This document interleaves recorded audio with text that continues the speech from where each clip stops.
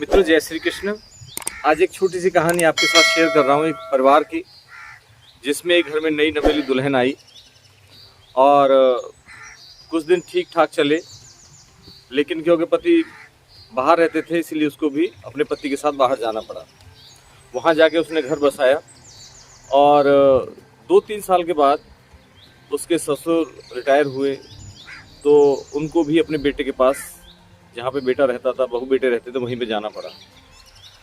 अब तो घर में बहू बेटे के साथ बहुत मज़े से आनंद के साथ जब रहने लगे, एक दिन बहू ने सुना तो सास अपने पति से कह रही थी, मतलब उस बहू के ससुर से कह रही थी कि देखो जी, बहू जो है हमें जो दूध तो देती है लेकिन दूध में पानी बहुत मिला देती है, ऐसा लगता है हमें।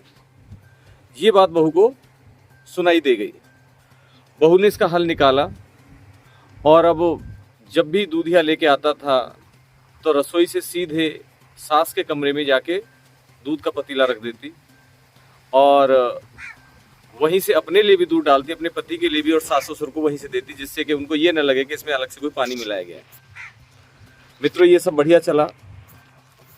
अब एक दिन बहू अपनी सास को अपनी बेटी के साथ बात करते हुए सुनती है तो कहती है सास अपनी बेटी को कि बेटी, वैसे तो सब कुछ ठीक है लेकिन बहू हमें थोड़ा घी कम देती है, हमें घी की मात्रा जितनी हमें चाहिए उतनी नहीं देती, थोड़ा घी हमें कम खिलाती है। बहू ने सुन लिया। बहू ने अगले ही दिन जो घी का बड़ा बर्तन था उठा के सास के कमरे में रख दिया। बोले, माता जी, मुझे कई बार बाहर जाना पड़ता है, इसलिए ज़रूरी नहीं कि मैं आपके लिए घी अलग से डाल के जाऊं।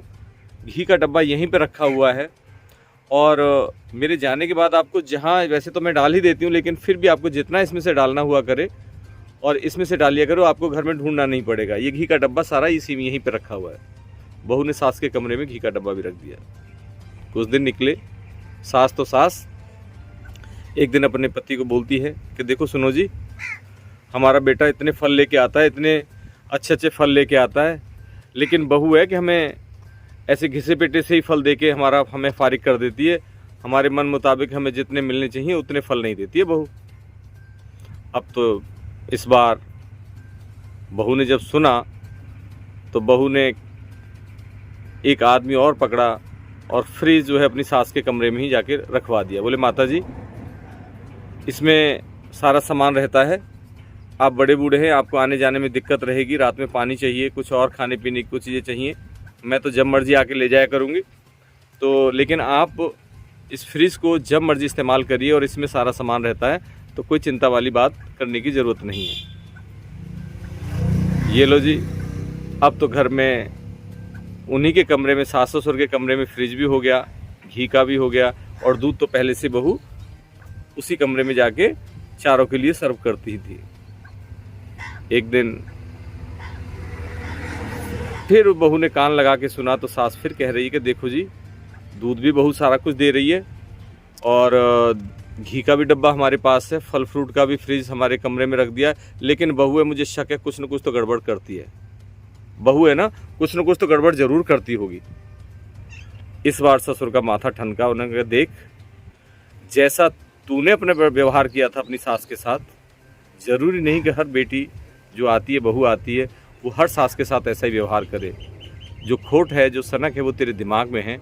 बहू में कोई खोट नहीं है, बहू हमारी बहुत अच्छी है, बहू ने हमारा पूरा ख्याल रखा हुआ है, तेरे लिए सारा सामान तेरे कमरे में शिफ्ट कर दिया है, खोट तो तेरे में है, क्योंकि तूने भी अपनी सास के साथ ऐसा ही किया है, इसीलिए तेरे को हर बहू में अपना ही जैसा लगता है कि जैसा मैंने किया था ऐसे ये बहू भी ऐसा ही करेगी।